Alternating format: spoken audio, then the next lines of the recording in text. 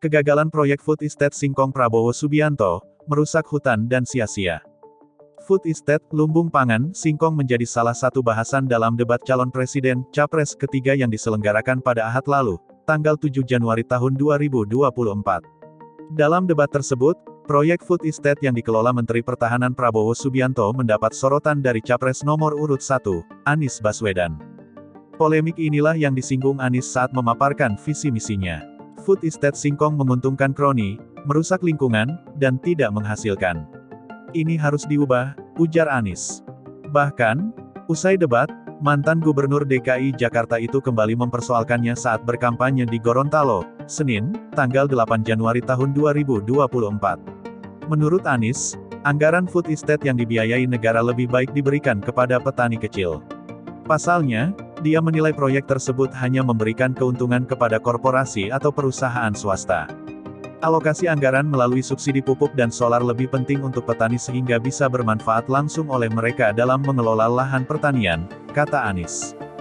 Food Estate adalah satu proyek pangan yang dikerjakan Presiden Joko Widodo alias Jokowi. Penunjukan Prabowo dalam memimpin urusan pangan sempat menjadi tanda tanya bagi publik.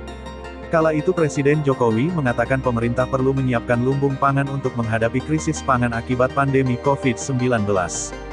Proyek Food Estate dikerjakan lintas sektor dan kementerian, termasuk Kementerian Pertahanan dilibatkan. Jokowi berdalih bahwa ketahanan pangan juga bagian dari pertahanan nasional. Prabowo lantas mencetuskan gagasan membuat sentra singkong di sejumlah daerah. Salah satu yang dipilih adalah Kabupaten Gunung Mas, Provinsi Kalimantan Tengah. Prabowo menjanjikan pusat produksi sekaligus industri singkong terpadu di sana. Singkong menjadi pilihan karena dianggap merupakan tanaman yang mudah ditanam sekaligus sumber pangan pokok alternatif beras. Pemerintah lantas mengerahkan peralatan berat, ratusan pekerja serta tentara untuk menumbangkan pohon-pohon hutan di Gunung Mas dan menyulapnya menjadi perkebunan singkong. Pada tahap pertama, sekitar 700 hektare hutan digunduli dan dijadikan perkebunan singkong. Bahkan proyek sudah berjalan sebelum analisis mengenai dampak lingkungan atau AMDAL selesai dibuat. Rencananya, proyek tersebut akan mencakup puluhan ribu hektare hutan di Gunung Mas.